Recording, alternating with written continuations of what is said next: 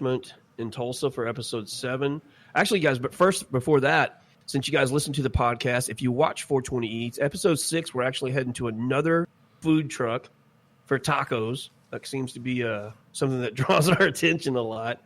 But you haven't seen tacos like this place, so no. As a we'll definitely get deep into some out of bounds tacos. The first time I ate one of these tacos, we were getting ready for the We Are Tulsa tribute, and the food truck was just across the street from the venue we were at. And man, I was shaking. Blood sugar was starting to drop. And y'all bailed me out. I was busy, and y'all bailed me out by going to grab a couple tacos. And I started eating this taco, and I was like, "Ooh, slow down! This MFR is good. I mean, like, it's real good." And I almost got done with the second one. I had to stop, and I was like, "Shiner, you got to take." This is just stupid greedy of me if I didn't give you a bite. So he took a bite. Hell, it wasn't 10 minutes. Then he had his own taco sitting in front of himself. So. Yeah, man. So I was like, well, when those were actually brought into us. Yeah. And so I was like, man, I got to meet the person putting these things out. So she went over there with me, escorted me over there, and introduced me to the dude. Super cool kid. And I'm looking forward to this one. This one's going to be a good one. Yeah. I'm a big fan of Taco Life. So we'll be doing that this Saturday. So you guys, within a couple weeks after that, you guys should see episode 6 up on the YouTube channel. And then shortly after, like Tiddy said, we'll be getting episode 7 up probably a couple weeks after that. So yeah. So in the meantime, y'all get out there and support your local taco trucks. Yes. Please. And local bands. And local music. Just support your local homies. And your local brewery. Yes. Gotta have that beer. Speaking of beer, going back to the vacation on the boat, there was this rich dude that everybody called him Lee, and he lived up in he had the biggest suite was on that ship, and Lee's that guy. Yeah, Lee's that guy. But he was at the casino bar all the time.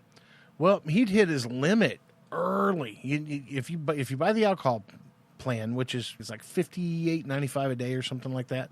You get 15 drinks, and then they cut you off until 6 o'clock this morning. So he's like, "Well, what am I going to do for the next 12 hours?" So he sat by me, and we kind of got to talking a little bit. And he's like, "Will you do me a favor and buy me a beer on your card? You don't have the alcohol program, do you?" And I was like, "No." He said, "Well, I can't. They won't let me buy it. I'm cut off. Like I know about the alcohol program, but they won't let me buy drinks beyond that. So if you'll buy my drinks, I'll take care of you." And I was like, "All right, that's fine." All he wanted was Miller Lite, which is $5.95 on the boat. I would much rather like a Gentleman Jack and Coke or that. Yeah, something like that along those lines. Anyways, Miller Lite. Well, every time I do that, he'd give me a 20. Keep a change. Yeah, keep change. Well, you can't spend it because it's cashless on the boat. So. Here's another 20. Here's another 20. Here's another 20. Hell, I made $120 in one night.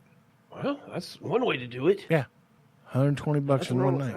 So that fortunately, this was after we'd already done our going into town, looking around and that kind of stuff. We'd already spent money doing that, and I didn't have a lot of cash left on me to get home on. I had to have it in a bank account. I didn't have much cash on me, and so that kind of built my cash reserves back up so we could get home.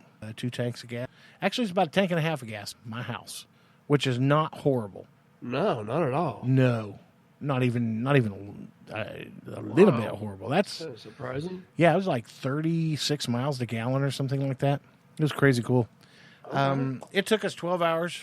Normally it takes about 10 and a half if you drive it straight through, but, well, I'm old and I have to pee a lot. So we had to stop and pee.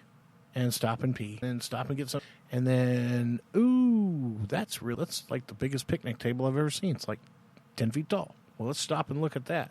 So we stopped there, looked at it, and I was like, "Well, let's get back in the car and left." And I should have taken my camera out. Took straight tourist mode. Yeah, I should have taken my camera out and took a picture of it. But we went just south of Jackson, Mississippi, and stopped for the night, and then we rolled into New Orleans about 10 o'clock in the morning. I guess, and drove the car straight to the place that we stayed at in June when I went there for work. It was a bed and breakfast place, and they let me park the car there for the week, and I didn't have to pay anything. Great, because it's like $160 to park a car in New Orleans to go on a cruise. So we took a Uber from there back to the hotel we stayed at, which is really nice, the Crown Plaza on Canal and Bourbon. Our room faced Bourbon Street. You could look down Bourbon Street and see all the goings on and that kind of stuff. But we weren't able to check into the hotel just yet. Now we're about 11:30. So we left our bags with the porter, bag dude, whatever his name, and we walked down to get something to eat at a place called Redfish Grill. Dude, that was just the start of our food. So that was $100. And walked down Bourbon Street a little bit, and Shandy's like, oh, well, I've got to have that world-famous hand grenade. So we got that. And then she's like, I got to have that world-famous skull thing from the Spirits on Bourbon. And then I got to have one of them world-famous Pat O'Brien Hurricanes. So we got that, and she was almost white girl wasted. Had a little difficult time walking, so we got back to the hotel, barely. I got on one of those bicycles. You sit in the back and they pedal for you. We got back to the hotel. They let us check in, went upstairs. Shandy took a nap, woke up, started feeling a little bit better. And we left and we ate, and we stopped at this one place to eat oysters. And, well, we ate over $100 worth of oysters in that joint. And it's real easy to do because oysters are like $22 Yeah, it's everything's pricey. I haven't had oysters. Well, these were char grilled, Flame broiled, like from Burger King. Yeah, exactly. Except for it wasn't a veggie. It wasn't a veggie oyster. But fuck that veggie burger. Oh, sorry, Donnie. Yeah, well, there we go. 25.47, Donnie. Just as a reminder. But no, we wound up spending almost $500 in one day in New Orleans. And that's what half of our cruise cost. So, well, was it all on food and alcohol? Pretty much. Well, in the hotel. Yeah, for the most part. Yeah, the hotel was. Oh, well, there's yeah. So we had $280 worth of alcohol and food. So yeah, that's pretty much no. But Mama did walk down New Orleans or Bourbon Street. Oh, we came back to our room probably 11. And by the time we tripped back to the room, Mama had a neck full of beads. So, did Bourbon Street have that wonderful inside the porta potty smell like it always does? Always. Never goes away. That place stinks, dude. Never goes away. Mm-mm. There's people laying in the streets drunk. I've got pictures to prove it, and then where Mama. I'm gonna put a vacation compilation video together, and you bet the New Orleans pictures will be in there.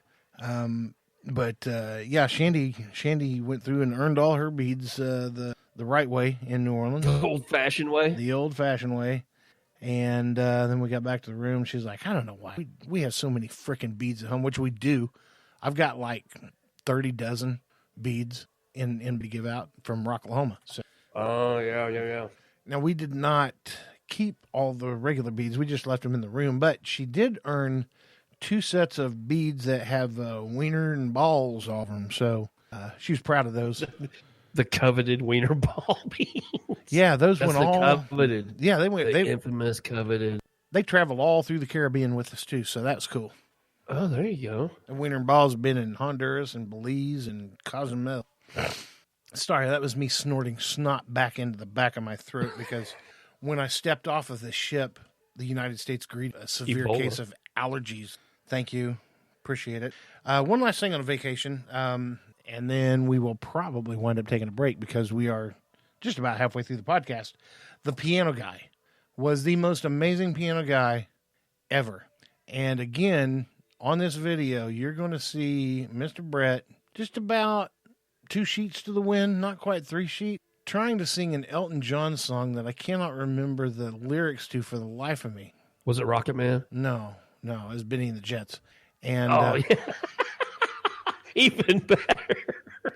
Yeah, it's ridiculous. You'll see the video compilation. Well, we'll put it up once I get it done. We'll put it up. Probably put that one up on the Outcast tube site.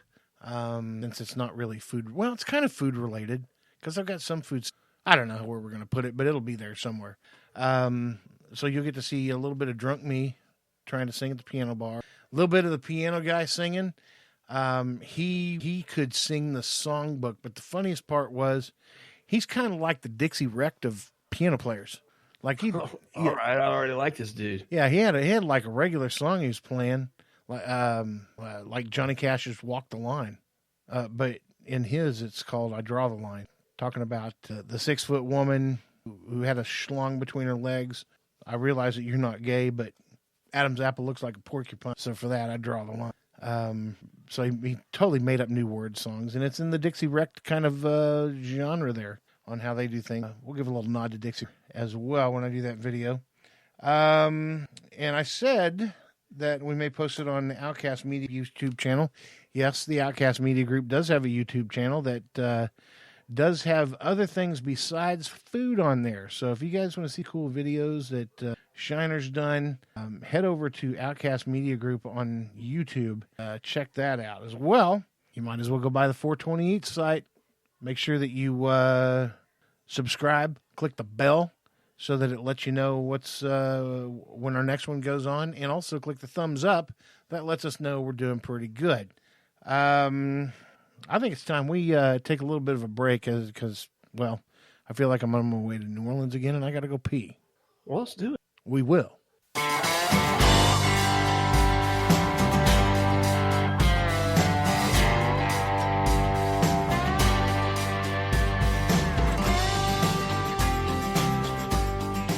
Thank you for that awesome music, Donnie.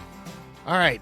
And you know what, Donnie? Thanks for Donnie reminded me I had some that I brought in that were leftovers. Man, those mango hot from B-Dubs. Yeah.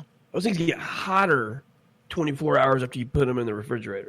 That's what I've heard about a lot of that hot stuff. You take like hot wing sauce that's like made right there on the spot. No. Well, you put them on the wings and that's fine. But you put them on the wings and put the wings in the fridge for 24 hours? Oh, my God, dude. They're hot. It's crazy now. I don't know what that does to it or why that makes it spicier. God dang, my mouth is on fire. I mean, I like spicy stuff, but God. You were saying before we went to break about YouTube channels for 420 Eat and Outcast Media Group.